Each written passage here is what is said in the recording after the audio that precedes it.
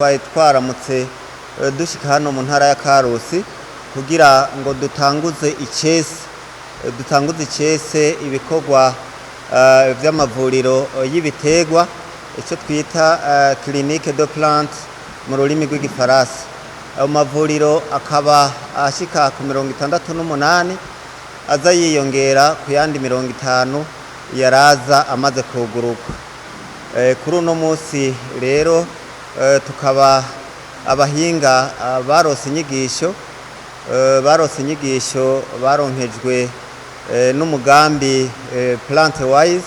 Umugambi warashoboye kwigisha abahinga bashika ku 255 ukaba warigishije n'abandi bazoza barabigisha banabakurikirana bagera ku 55 n'abandi bagera ku 24 bazoza barafasha mu bijanye no gushingura ibiharuro bitanzwe n'abo bahinga bazoba bari mu makomine atandukanye.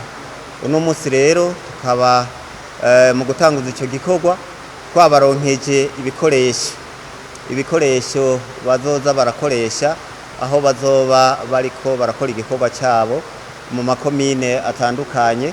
Hakaba harimwo n'utumashine mudasobwa tuzobafasha guhanahana inkuru, mbere bagahanahana n'amafoto, bakanahanahana n'inkuru zijanye n'imiti n'ingwara n'imiti yo gukoresha kugira ngo bagwanye izo ngwara.